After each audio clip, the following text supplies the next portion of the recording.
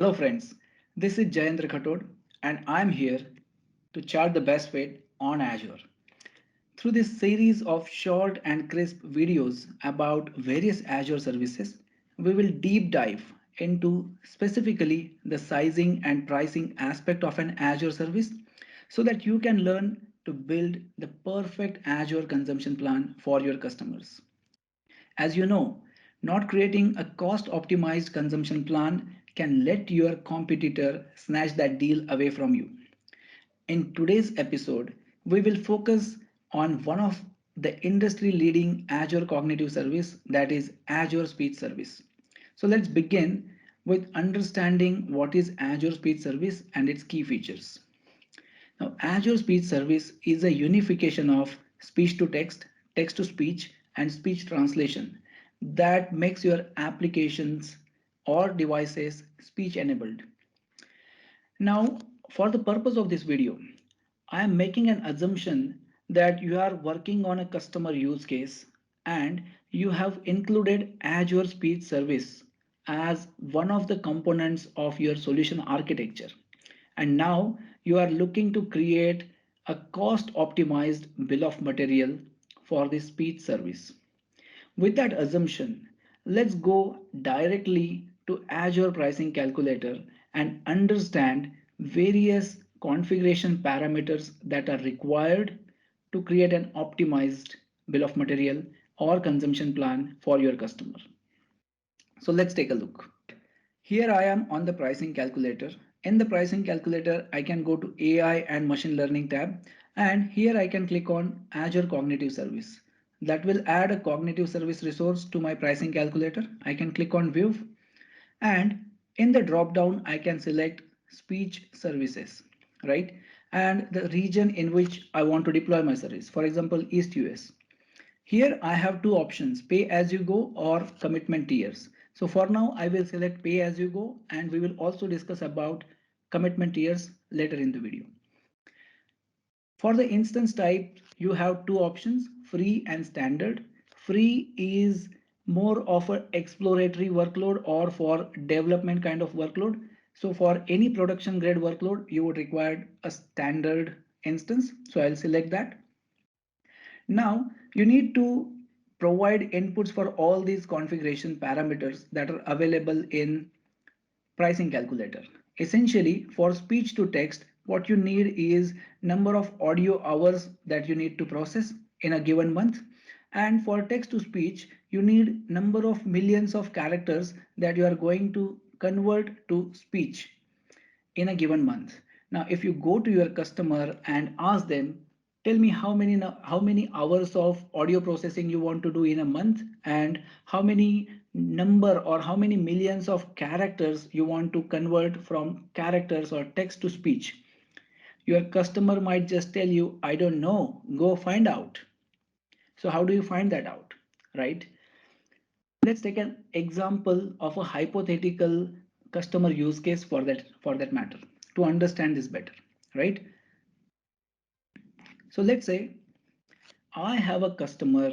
This company wants to automate one of their customer service processes to, and they want, instead of human agents, the voice bots to take care of their call center process, right? So the way it would happen is customer calls on the call center number. It is presented, the customer is presented with the IVR menu. Customer gives a speech input to select the menu that they want. Now that speech input is passed to Azure speech to text, which is then converted into text. And then a language understanding API is called to understand the intent on that text, right? To put it into context, let's say customer said, I want my account details, right? So the speech to text would convert that speech into text that says, I want my account details. Now the language understanding API will identify the intent, which is like wanting to check account details. Now here, on the basis of that intent, the next set of conversation flow will be determined and the bot will speak back to the customer. Let's say in this case, the bot will do a text to speech translation that reads like, all right, provide me with your customer ID. So in terms of Azure services usage, you saw a speech to text, a language understanding, and text to speech happening over here. For the purpose of this video, we will keep language understanding apart. So let's focus on speech to text and text to speech. Now to get to a pricing and sizing of this, what your customer can easily provide you is average handle time of the calls, right? So on an average, every call runs for 2 minutes. This kind of data customer can easily provide. They can also give you a number of calls that their team is handling every day that you can translate. Let's say if it is 5,000, you can translate that to 155,000, assuming 31 days in a month. If the operations are working only for 8 hours a day, that means for every hour on an average there are 625 calls that are happening, right? And if that was the average number, you obviously do not want to do the sizing and pricing for average volumes. You want to be able to handle peak volumes as well. So assuming that on a peak hour it will be 2 times the average volume, that means you need to cater to 1250 calls in an hour. And if you were to take 1250 calls in an hour, that means you would need, by simple mathematics, 42 agents who can simultaneously speak to customers for continuously for 1 hour, given it is a peak hour. Okay, so that means you need a concurrency to handle speech to text translation of minimum 42. All of these details are going to be important for us to convert this kind of sizing into pricing in bill of material, right? Now, to understand this in further details, average call duration in seconds is 120 seconds. Assuming that in a 120 seconds of a call, a human, which is a customer, will speak for about 80 seconds. That means assuming 8 utterances of 10 seconds each. That means the speech to text that needs to happen for each call will be of 80 seconds, right? On the other hand, the bot will be speaking. Now, how the bot speaks? Bot will be doing text to speech translation for remaining 40 seconds. That means for 40 seconds, if the bot is doing text to speech, we would assume that, assuming that the bot is speaking 120 words of about 5 characters each, that would mean that the text to speech translation that is happening for every call is of 600 characters.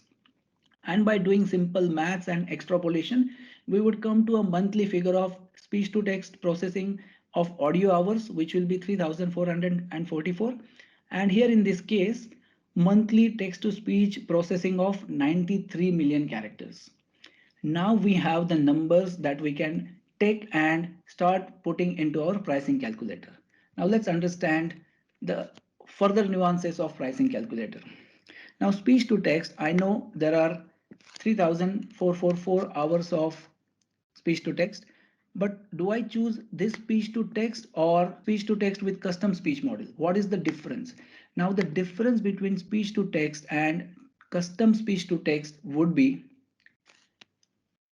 while speech to text is a pre-built conversion from audio to text, custom speech model allows you to custom train this model in the context of your business environment. For example, in this speech to text, let's say your audio input is being captured from a factory floor.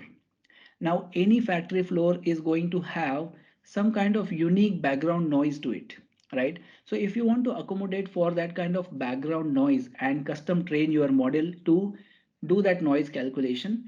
Number two, if you want to accommodate custom pronunciation, or if you want to also accommodate for industry specific vocabulary. So if your customer has those kind of requirements, then you would be choosing a custom speech model instead of speech to text, right? So in this case, remember your cost is going to increase by 40% from $1 to about $1.40, but that might be worth it for your customer because they cannot do with just the speech to text basic model, right? But without doing the due diligence or without understanding this, if you were to select custom model, whereas your customers requirements could have been well served with the basic speech to text model, in that case you are unnecessarily increasing your cost by 40%, which will put you at a commercial disadvantage against your competitor, right? So be wise in choosing the right option, and always take help of Microsoft documentation right from here. So when you are on pricing calculator page, you can go to this information icon and select on product details. So if I click on product details, it will take me to Azure Cognitive Services product page. I can scroll down and click on cognitive service for speech. If I click over here on the speech product documentation, I can click on pricing, and here cognitive speech service pricing. By navigating to this pricing page, I can now explore complete details of this pricing, how it works. Free tier, like I mentioned, it is for exploration purposes, so I will skip that.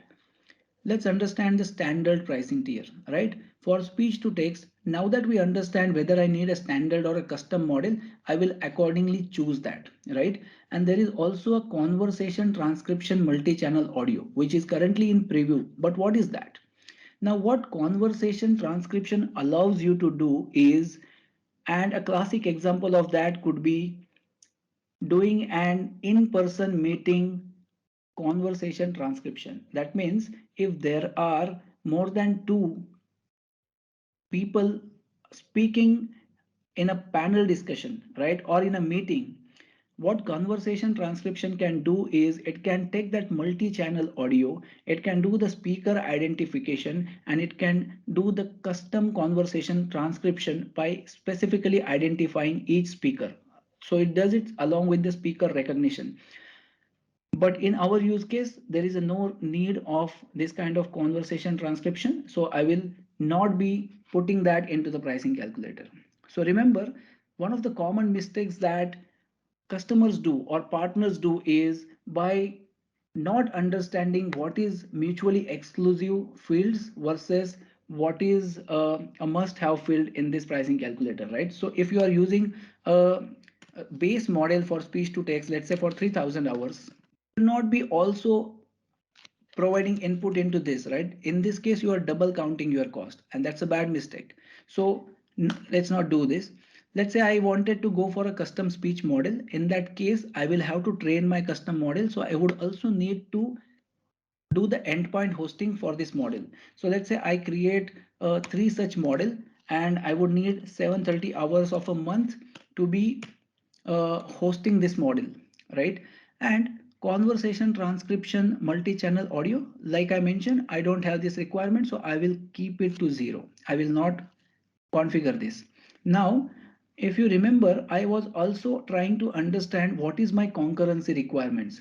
That means at any given point in time, to handle the peak hour volume, I may need 42 concurrent speech to text processing happening, right? So in that case, let's understand from the documentation.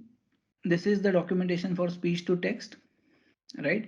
If you look at this, for the base model, it allows 100 concurrent requests. But if I were to choose the custom model, then concurrency that I can achieve is of 20 concurrent requests. That means in a custom model, I can only do 20 concurrent requests at a given point in time. Now, let's look at this instruction at number 1. What it says is, to increase the concurrent request, please see instructions. And if you go to this instruction page, it will give you a link to a form that you can fill and submit to our engineering team, and the team can increase the concurrency limit for your subscription, right? So that means if you want to go beyond a concurrency of 20, you would have to contact Microsoft team to help you do that for your subscription. Otherwise, for a base model, the maximum concurrency that is available is 100 concurrent requests to do speech to text. Now let's understand text to speech. So here you have several options on text to speech. Text to speech with standard voices, By the way, this is a deprecated option, right? It is available in the pricing calculator only for customers who are using it. So only for the existing customers it is available for some backward compatibility or some calculations, but otherwise as of this point in time this option is deprecated. And that reminds me that the video that we are creating today is for educational purposes, but you should make it a point that when you are creating this kind of bill of material or consumption plan, you should always refer to our latest documentation about our product services and their pricing information on the Microsoft's official documentation. Now, and how do I know that the standard voices and also the custom voices are deprecated? Again, by going to the documentation. So if I go back to this documentation over here and I scroll down, you would see under this deprecated tab it clearly mentions that the standard text to speech and custom text to speech are both deprecated and they are available only for existing customers. Going back to pricing calculator, so I'm not going to put any input over here and so over here. Now the choice is whether I want to go for neural voices or whether I want to go for custom neural voices. So how do I determine which one is best fit for our customer? So to understand that, go to this documentation link and I'll share all the links that I'm using in the description of the video. So on this page, if I just play this, one of the voices from among the 270 neural voices that are available across 119 languages and variants, right? You can easily understand. You can replace this text with any text you wish. You can either write in this text. The kind of neural voice capability that your customer is going to get, right? And number of like 270 alternatives or options to choose from that will work for your customer. Now let's understand custom neural speech, right? Custom voice. So custom neural voice is again a service which is currently in preview, or this feature is currently in preview. And if you want this, then you would have to fill in a form and one of the Microsoft representatives will get in touch, and if you are meeting certain criteria, then this feature will be enabled for your subscription. But what is the purpose of this custom voice, right? If you want to build a recognizable one of a kind voice for your text to speech applications as unique as your brand, then you can go for custom voice. And what do we mean by that is you can actually give to this model your own speech inputs and accordingly train the model to best suit your brand's identity. For example, if you wanted a teenager voice for an online game, you could use a voice like this. It is so exciting to be a part of the team. On the other hand, if you wanted a little mature voice for application such as reading out news article or search result, you could use a voice like this. A jury of 13 people was selected from 35 church members. So that is how you make a difference and choice between whether you need a neural voice or you need a custom neural voice for your customer, and accordingly choose the right pricing. So assuming that in our use case, we don't need a custom neural voice, we just need a neural voice. That means we need to do 93 millions of characters of text to speech using neural voice. So all I need to do is put 93 over here, and I should not be putting any other number in any of these optional. So these are all mutually exclusive depending upon what kind of option I'm choosing, right? On the other hand, if I had chosen a custom neural voice, what I need to do along with 93 million characters of custom neural voice text to speech, I also need to determine how many models I want to uh, train uh, train for my custom neural voice, and for those many models I would need 730 hours of endpoint that will be running for 730 hours in a month, so that will be additional cost. Now optionally, if I want, irrespective of the choices that I have made earlier, if there is a requirement to do long audio creation by doing a text to speech conversion for large number of characters, then I can optionally specify depending upon my requirement as to for how many millions of characters I need to do that. Let's say for 1 million characters in every month I need to do that, or in our case there is no such requirement, so I'll just keep it to 0. Speech translation, again, depending upon whether you need it or not. Speech translation, by the way, is a service that can allow you to do one to many language translation in a speech to speech or speech to text mode. So in our application right now, there is no requirement to process any number of audio to do actual speech translation. So I will skip that, but depending upon your business use case and your customer requirements, you can configure that. Speech recognition is a service that can identify and verify a speaker on the basis of unique characteristics of their voice.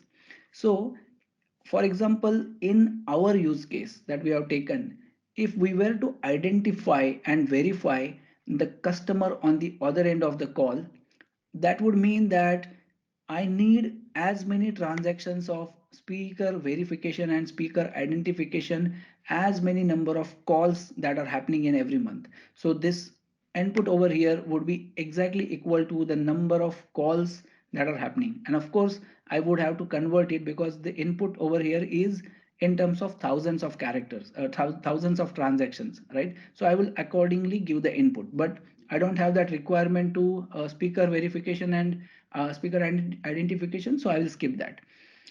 And similarly, in case you are using speaker recognition, how much of voice storage do you need for profile, right? So whether you want to store 10,000 voice profiles every month or whether you want to store more number of voice profiles. So accordingly, you can provide this input and you will be done with your speech services Azure consumption plan creation.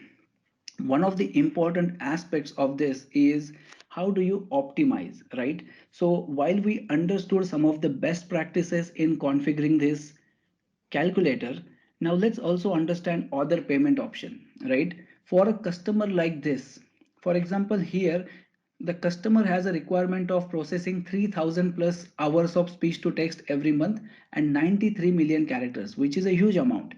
Now for customers like this, there is also a commitment tiers, which is a commitment based discounted pricing, right?